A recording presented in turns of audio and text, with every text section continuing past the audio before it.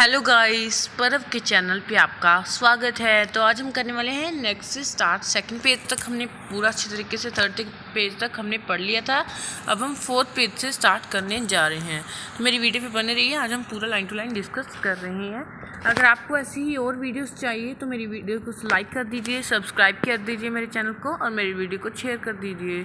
तो चलिए शुरू करते हैं। The reflecting surface of a spherical mirror is by and large spherical.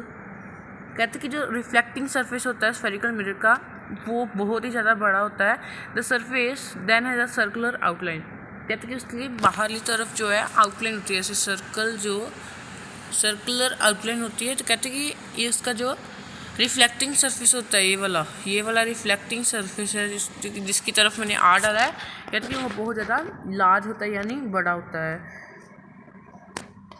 The diameter of a reflecting surface of spherical mirror is called aperture. अगर आपको पूछा जाए कि ये जो सर्कुलर आउटलाइन है ये किसी स्फेरिकल मिरर की जो है ये 5 सेंटीमीटर है, तो आपको साथ में पूछ लिया what is the aperture of the mirror या what is the diameter of the mirror, आपको क्या बोलना है 5 सेंटीमीटर। ठीक है, जो अपर्चर है, मिरर का सर्कुलर आउटलाइन है, डायमीटर है, सब कुछ एक ही है। आगे इस डेफिनेशन में भी बताया गया है जैसे the diameter of the reflecting surface of spherical mirror is called as its aperture. देखो अपर्चर का मतलब ही यही है। ठीक है, वैसे जो आने वाली वीडियोस में पूरा तरीके से डिस्कस करवाने वाला हूँ, इसके बारे में पूरा यूनिट्स हमें करवाने हैं क्योंकि बहुत ज़्यादा इंपॉर्टेंट है। और ऐसे एक वीडियो में आपको पूरा ऐसी लाइन टू लाइन ही डिस्कस करने वाला हूँ। सो नेक्स्ट अगली लाइन पढ़ते हैं। In the figure 10.2 the distance M and the aperture. कहते कि ये फिगर दी थी हमें पहले पिछली जो दी थी पीछे हमें पिछले पेज पे दी थी, वो कहते कि उसमें एम एन जो है अपर्चर आप देख सकते हैं अपनी बुक पे। We shall consider in our discussion only such spherical mirror whose aperture is smaller than its radius of curvature। मैंने आपको बताया था कि ये होता है अपर्चर, ये जो सर्कुलर आउटलाइन है, ये है पोल, यहाँ पे है फोकस, यहाँ पे है सेंटर ऑफ कर्वेचर। ठीक है, दोबारा से मैं ड्रॉ करके एक बार बता देता हूँ। ये है सर्कुलर आउटलाइन और अपर्चर, ये है पोल, ये है फोकस, ये है सेंटर ऑफ कर्वेचर। ठीक है, और ये क्या है फिर हमने ये पढ़ा था कि ये है रेडियस। ठीक है, ये सभी चीज़ें मैंने आपको बताई थी। कहते कि जो कई केस ऐसे आ जाते हैं जिनमें जो है जो अपर्चर होता है वो बहुत छोटा होता है centre of radius of curvature में हिसाब से। ये उन्होंने केस बताया गया। Is there a relationship between the radius of curvature and focal length. क्या कहते हैं कि वो रेडियस ऑफ कर्वेचर और फोकल लेंथ में कोई डिफरेंस है। For spherical mirror of small apertures the radius of curvature is found to be equal to twice of the focal length. ये लाइन बहुत ही ज़्यादा कंफ्यूजिंग है, कई बच्चे बहुत ज़्यादा कंफ्यूज हो जाते हैं। फॉर्मूला ये देखो, फॉर्मूला भी आगे आपको बताया ही हुआ है, are is equal to 2f। इसका मतलब क्या है, इसका मतलब क्या है, देखिए ये है हमारा मिरर, ये है पोल, ये है फोकस, एफ से बड़े एफ से नोट करना है इसको। ठीक है, ये सेंटर ऑफ कर्वेचर। वैसे कोई बात तो नहीं है, ये आपको करना ही बड़े एफ से चाहिए। देखो क्लियर डायग्राम।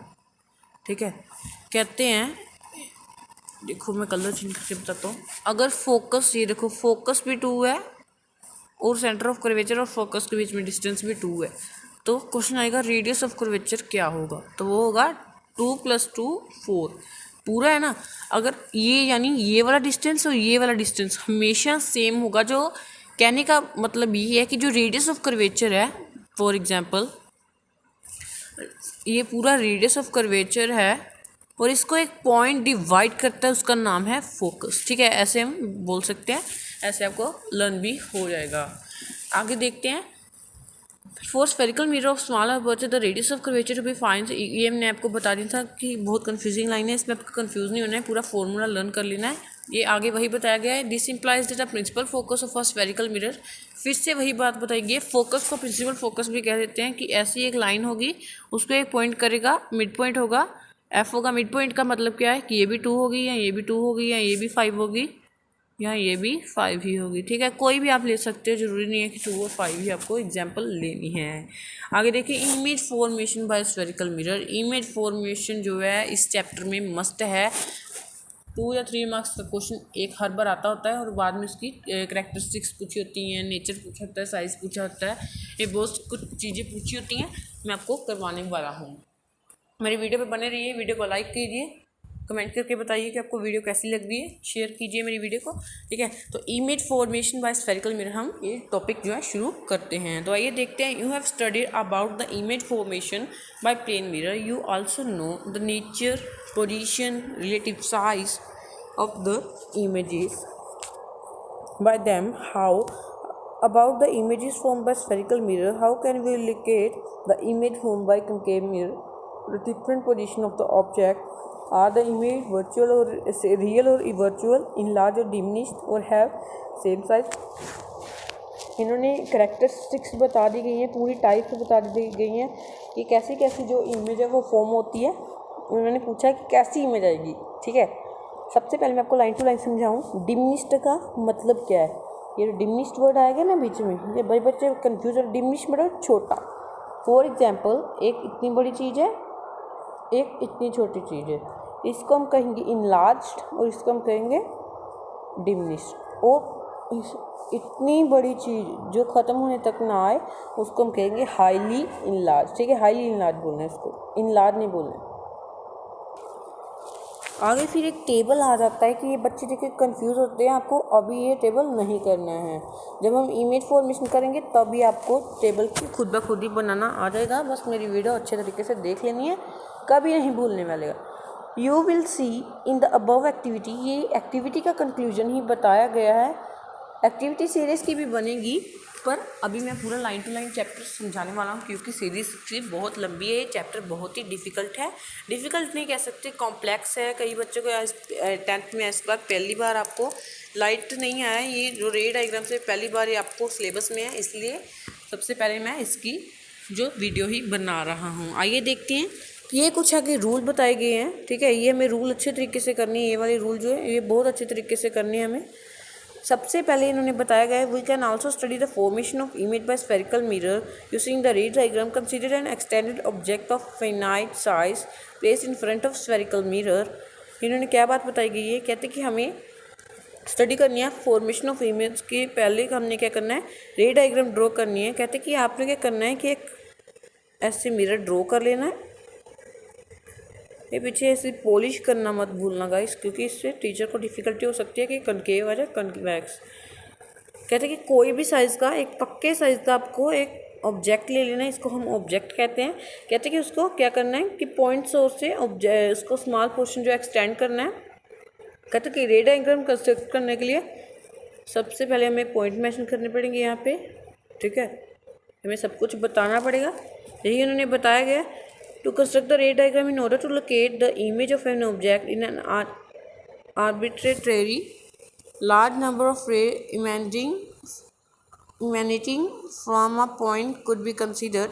कहते हैं कि हर एक जो रे है उसको कंसीडर करना पड़ेगा, ठीक है। However, it is more convenient to consider only 2 rays। कहते हैं कि बहुत सारी रे को भी, फॉर एग्जाम्पल एक जो रे डायग्राम है वो इतनी 2 रेस या 4 रेस में मान लो कंप्लीट होने वाला है, और हम क्या कर रहे हैं, 4 रेस करने के बावजूद हम एक्स्ट्रा रेस डाल रहे। कहते हैं कि इसका कोई फ़ायदा नहीं है, ठीक है। यही इसमें बताया गया है, मैं एग्जांपल लेकर भी आपको बता रहा था। The intersection at least 2 reflected rays give the position of object of a point object. कहते हैं कि सबसे पहले इसका ये आपको पैरा बिल्कुल नहीं देखना है इसकी तरफ। सबसे पहले मेन पॉइंट यहाँ से शुरू हो जाएगा। करना क्या है, एक कनकेव लेना है और एक कन्वेक्स। सबसे पहले कनकेव का कर लेते हैं। कनकेव का है क्या, एक ऐसा इसमें बताया गया है, ऐसा इसमें जाता है, या पीछे वाली चाहे ना ही ड्रॉ कीजिए, ठीक है, नहीं ड्रॉ कर दीजिए। फिर आपने क्या करना है, यहाँ पे डाल देना है पोल, यहाँ पे डाल देना है सेंटर फोकस, और यहाँ पे सेंटर ऑफ कर्वेचर। करना क्या है, एक पैरेलल रे लेकर आनी है हमें, पैरेलल, बिल्कुल पैरेलल, पैरेलल रे लेकर आए प्रिंसिपल एक्सिस के पैरेलल, और वो क्या करेगी, प्रिंसिपल फोकस में से पास कर जाएगी, सिंपल, ठीक है। इसका मैं आपको एक और केस बताता हूँ। ऐसे है, ठीक है, ये है पोल, ये है फोकस, ये है सेंटर ऑफ कर्वेचर, यहाँ से आई, यहाँ से आई, करेगी प्रिंसिपल फोकस से ही पास। फिर से वही बात कि अगर आप एक ले लोगे तो भी काम चल जाएगा, अगर आप दो लोगे तो भी काम चल जाएगा, चाहे वो कितनी लो, वो आपको ही कन्फ्यूजन क्रिएट होने वाली है कि हम कितनी लें, क्या करें, आपको बहुत ही ज़्यादा डिफिकल्टी होने वाली है। जो मैं कह रहा हूँ वो करते रहिए सिंपली, ठीक है। आगे हम लेते हैं कन्वेक्स। अगर आपको ये नहीं आए तो आपका ये पूरा चैप्टर जो फ्लोप है एक्सिस आपका, ये हमने प्रिंसिपल एक्सिस ड्रॉ करना है, ठीक है। इसके पीछे वाला भी कर लेंगे क्योंकि ये बहुत इंपॉर्टेंट है।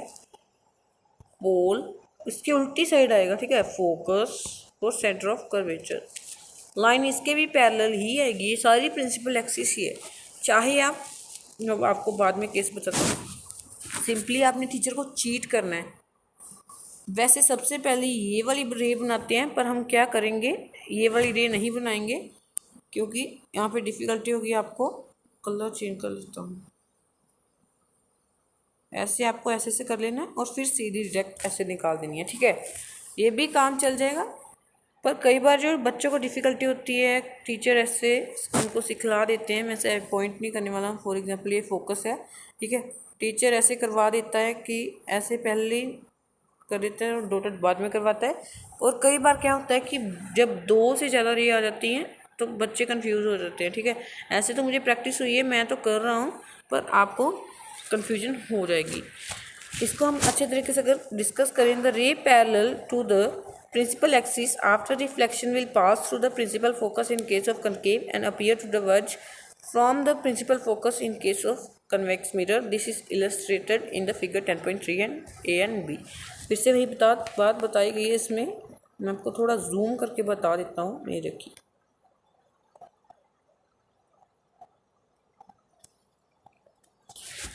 किया क्या है, सिर्फ एक जो रे है वो पैरेलल गई है, ये है कनकेव मिरर, और प्रिंसिपल फोकस में से पास कर गई है।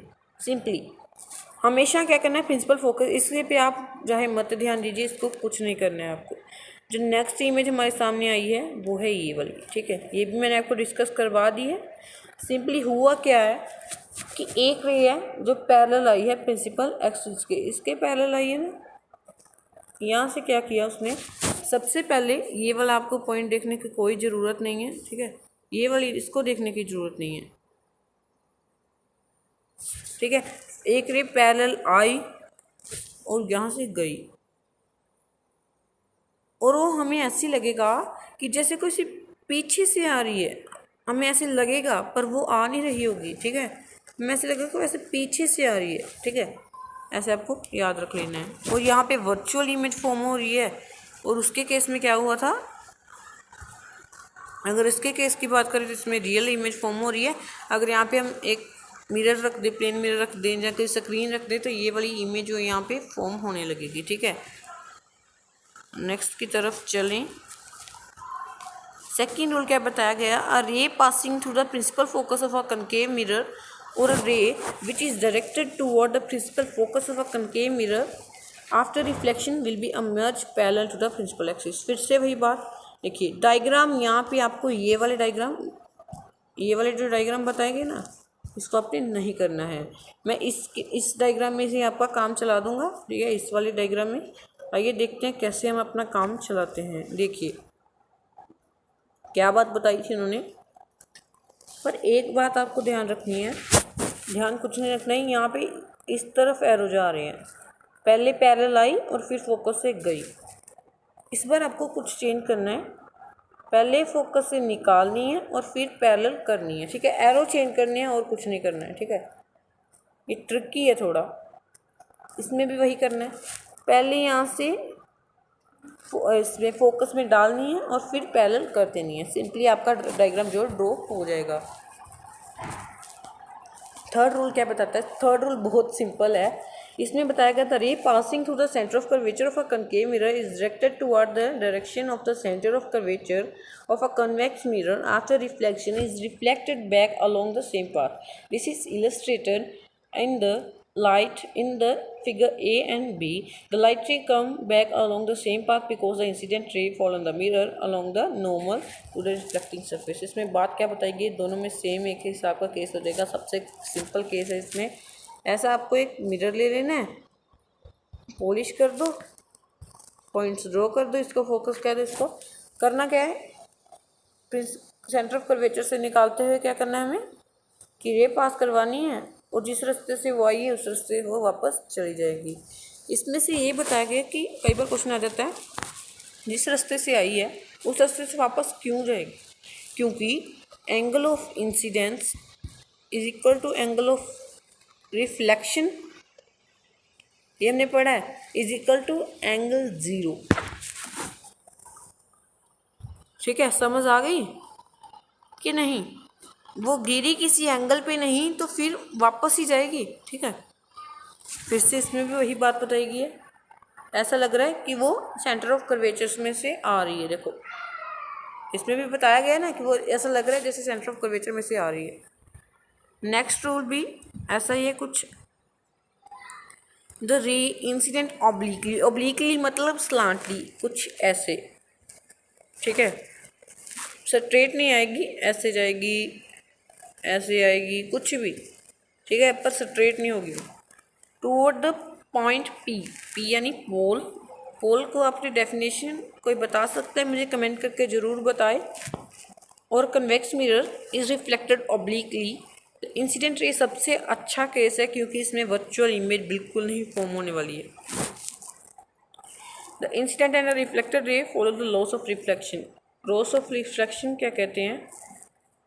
देखिए सेम केस आएगा, बस होगा क्या, कनकेव प्रिंसिपल ये वाला हो जाएगा, प्रिंसिपल एक्सिस आ जाएगी, फोकस, इसमें क्या आएगा, सेंटर ऑफ कर्वेचर, पोल पे गिरेगी, जितने एंगल पे गिरी उतने एंगल पे ही वापस आ जाएगी। Angle of incidence is equal to angle of reflection. जितने भी हमने ये वाला लो पढ़ा, ये वाला लो पढ़ा, जितने भी लो पढ़े, चाहे वो ये वाला था, ठीक है, ये वाला, चाहे वो ये वाला था, ये सभी एंगल ऑफ रिफ्लेक्शन को फॉलो करते ही करते हैं। आगे बताया गया image formation bye concave mirror. ये 66 रे डायग्राम्स हैं, ये हम अभी डिस्कस करने वाले हैं। तो आइए देखते हैं, मैं दूसरे स्क्रीन लाने जा रहा हूँ। इसमें यह बताया गया है कि रे डायग्राम सबसे पहले हमें कनकेव की लर्न करनी है। कनकेव की 6 डायग्राम्स हैं रे, और जो कन्वेक्स है उसकी 2 है। सबसे पहले हम 6 वाले देख लेते हैं। कनकेव मिरर ऐसे आपको ड्रॉ कर लेना है, एक प्रिंसिपल एक्सिस ऐसे ड्रॉ कर देनी है। कलर की मैं इसमें चेंजिंग करने वाला हूँ क्योंकि ये बहुत टिपिकल है, टिपिकल आपको लर्न करना पड़ेगा। सबसे पहले मैं डायग्राम ऐसे ड्रॉ करता हूँ। ठीक है, यहाँ पे आपको पॉलिश करना है, कलर चेंज कर देता हूँ। यहाँ पे आपको क्या करना है, फोकस, यहाँ पे सेंटर ऑफ कर्वेचर। क्या कर रहा होगा कि जो रे है वो इन्फिनिटी से आएगी, इन्फिनिटी से आएगी और ऐसे यहाँ पे मिरर पे फॉल हो जाएगी या इंसिडेंट हो जाएगी। और क्या करेगी, रिफ्लेक्ट करेगी मिरर से और एक पॉइंट से, कॉमन पॉइंट से पास होगी जिसका नाम होगा प्रिंसिपल फोकस। ऐसे जाएगी, आपको एरे भी डालने हैं, ऐसे आएगी, ऐसे जाएगी और ऐसे आएगी। ठीक है, इधर को जा रही है, फॉल होगी और एक ऐसे पॉइंट से पास होगी जिसको हम कहेंगे प्रिंसिपल फोकस। ठीक है, समझ आ गई कि नहीं? दोबारा करवा देता हूँ, 2-3 बार अगर आप इसको देखेंगे ना ध्यान से, तभी आपको ये समझ आने वाला है। एक ऐसा कनकेव मिरर है, यहाँ से ऐसा ड्रॉ हो गया principal focus axis, focus, curvature. यहाँ पे क्या है, इन्फिनिटी से बहुत दूर से, जहाँ तक हमने देखा भी नहीं है, सोचा भी नहीं है, वहाँ से ये आ रही हैं। चाहे आप 4 ड्रॉ कर लो, चाहे 2 ड्रॉ कर लो, बात एक ही है। इधर को जाएगी, इधर को जाएगी। फोकस में से एक कॉमन पॉइंट्स में से ऐसा पॉइंट है जिसमें से पास होगी और क्या होगा, उसको हम देंगे प्रिंसिपल फोकस। आपको एरो देने बहुत मस्त है, ठीक है, ज़रूर देने इसको एरो। एरो के ही नंबर मिलेंगे, क्योंकि ऐसे टीचर कंफ्यूज हो जाएगा। बस टीचर बोर्ड में क्या चाहिए कि टीचर को आराम चाहिए। नेक्स्ट फिगर देखते हैं, कनकेव मिरर, ठीक है, प्रिंसिपल एक्सिस, फोकस, मैं कलर चेंज कर लेता हूँ, फोकस, कर्वेचर। इसमें क्या है, क्या होगा कि फोकस पे इमेज जो है फॉर्म हो जाएगी। सबसे पहले हम ऐसे कर लेते हैं, ड्रॉ कर लेते हैं खुद ही। इमेज जो है ड्रॉ कर दी। अब क्या होगा, इसको थोड़ा इरेज कर देता हूँ। इमेज जो है ड्रॉ हो गई। अब आ गई बात, हमारी मेन बात, मेन मुद्दा। यहाँ से जाएगी, टकराएगी, प्रिंसिपल फोकस में से बाहर निकल जाएगी। फोकस में से बाहर निकल गई। अब क्या होगा, यहाँ तो ऐसे चली जाएगी,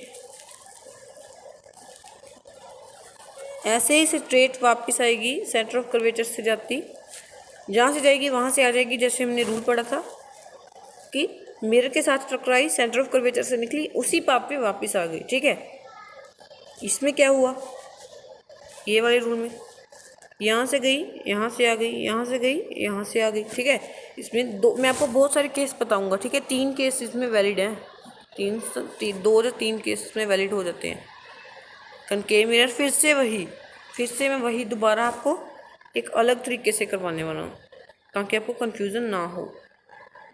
फोकस, कर्वेचर। अब क्या होगा, ऑब्जेक्ट वहीं रहेगा जहाँ पर ऑब्जेक्ट की प्लेस है ना, ऑब्जेक्ट वहीं रहेगा फोकस पे। ये वाला रूल जो है वो पक्का लगने वाला है, चाहे आप कहीं भी चले जाओ, ये वाला रूल लगने ही वाला है। हमने लास्ट वाला केस पढ़ा था ना, पोल पे टकराएगी और फिर वापस चली जाएगी, ठीक है। वापस ऐसे नहीं जाएगी, वापस ऐसे जाएगी, ठीक है। इन्फिनिटी पे जाके ही मिलेगी। पिछले केस में क्या होता, इन्फिनिटी से आई थी और फोकस पे इमेज फॉर्म हो गई थी। इस बार फोकस पे इमेज है, ऑब्जेक्ट है, और इन्फिनिटी पे इमेज जो है फॉर्म होने वाली है। करेक्टर 6 में आपको डिस्कस करवाने वाला हूँ। अगर ये वाला देख लें, ये कनकेव मिरर है, ये है फोकस, ये है सेंटर ऑफ कर्वेचर। इसमें क्या होगा, सबसे पहले हम बियॉन्ड सी यानी सी के पीछे एक ऑब्जेक्ट रख देंगे। ऑब्जेक्ट सी के पीछे पड़ा है, सी के पीछे ऑब्जेक्ट है, मिरर के साथ टकराएगी, फोकस में से चली जाएगी। और सेकंड केस होगा, फोकस में से फिर से वही करवा दिया ना, फोकस में से जाएगी और यहाँ पे मतलब कि मीट कर जाएंगे आपस में। पूरे एक कॉमन पॉइंट पे यहाँ पे मीट हो रही हैं। ऐसे हमने इन्वर्टेड बना देना है, क्योंकि इन्वर्टेड इमेज ही फॉर्म होगी, ठीक है। इन्वर्टेड मतलब उल्टी इमेज जो फॉर्म होने आ रही है। जो सेकंड केस अगर हम देखें, ऐसे मिरर है, ऐसे प्रिंसिपल एक्सिस है, focus, curvature, beyond C object है। मैंने आपको पहले भी बताया था कि जो एक रूल है वो पक्का लगने ही वाला है। यहाँ से जाएगी, फोकस में से आएगी। अभी दूसरा केस है, वो क्या होगा आप सोचिए, ज़रा ध्यान से सोचिए। अगर देखिए, पोल पे अगर हम इंसिडेंट करवाते हैं और एक यहाँ से जो है वो क्या हो जाएगी, सेम एंगल से जो है यहाँ पे चली जाएगी, और फिर से क्या होगा, सेंटर ऑफ कर्वेचर और फोकस के बीच में जो है इमेज जो है फॉर्म हो जाएगी, ठीक है। थर्ड केस देखिए, अगर हम fourth case, mirror, principal axis,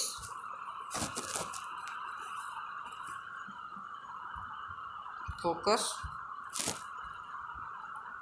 curvature, अब क्या है, सेंटर ऑफ कर्वेचर और फोकस के बीच में जो है ऑब्जेक्ट पड़ा है, मिरर के साथ टकराएगी, फोकस में से बाहर आएगी। अब क्या होगा, इससे वही बात। अब हम इसको मिरर को थोड़ा लंबा कर देते हैं, क्योंकि हमने यहाँ से करवानी है थोड़ी पास। यहाँ से जाएगी, यहाँ से जाएगी, यहाँ से जाएगी, ये भी यहाँ से आएगी, एक पॉइंट पे आके मीट करेगी उल्टी, जो कि होगा बियॉन्ड सी। फिर से वही बात आ गई, सबसे पहले बियॉन्ड सी थी, ठीक है, सी के पीछे थी ऑब्जेक्ट जो था, और between C and F, C and F के बिटवीन आ गई। अब सी एंड एफ के बीच है और ऑब्जेक्ट कहाँ पर फॉर्म हो गया, बियॉन्ड सी।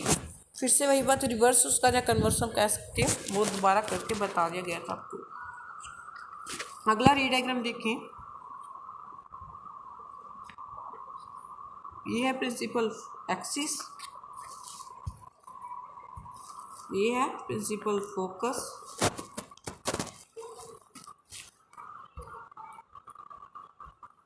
ये है सेंटर ऑफ कर्वेचर। इसमें क्या हो रहा है, बहुत इंटरेस्टिंग केस है।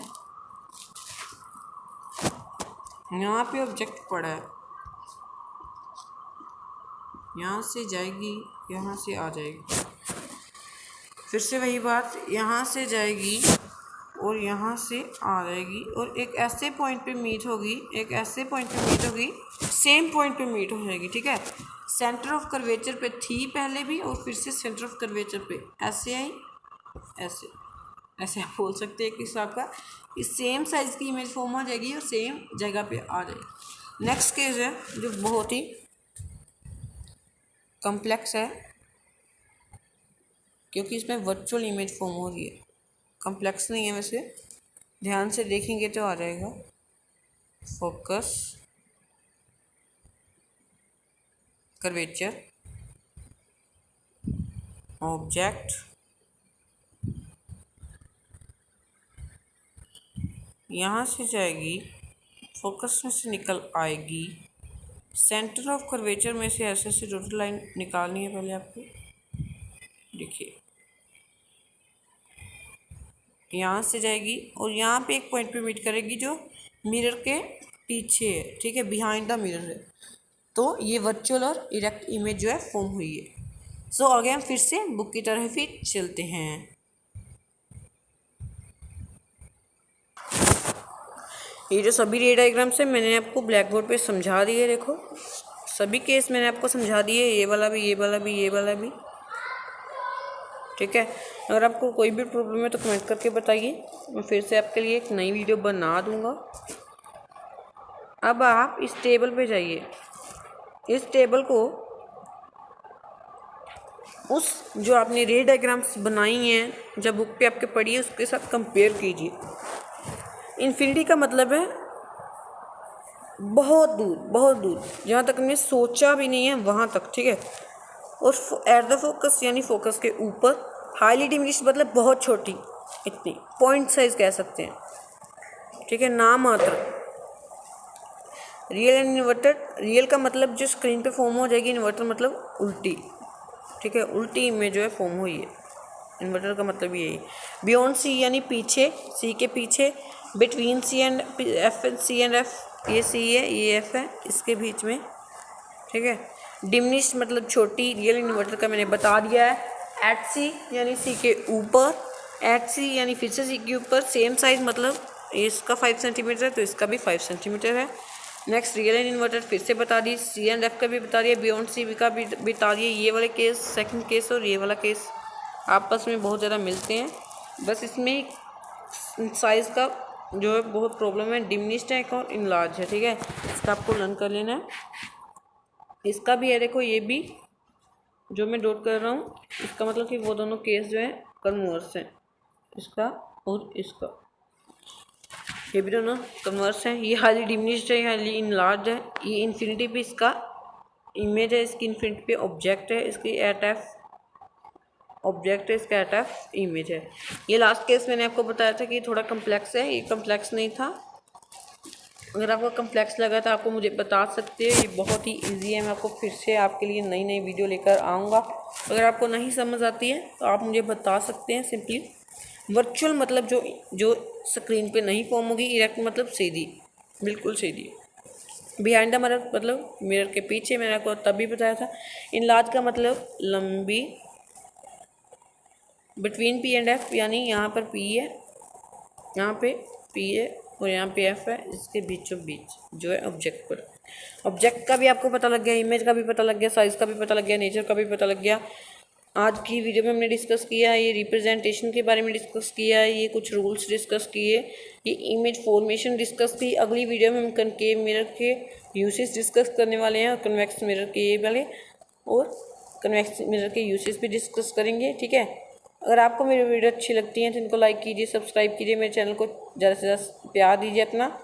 मेरी वीडियो को शेयर कीजिए अपने फ्रेंड्स के साथ, ताकि आपको उनको भी क्लियर हो जाए कौन से डाउट हैं, वो भी मुझे बता सकते हैं, ठीक है। सिर्फ आपको करना क्या है, बेल आइकन को दबा देना है। Thank you for watching my video.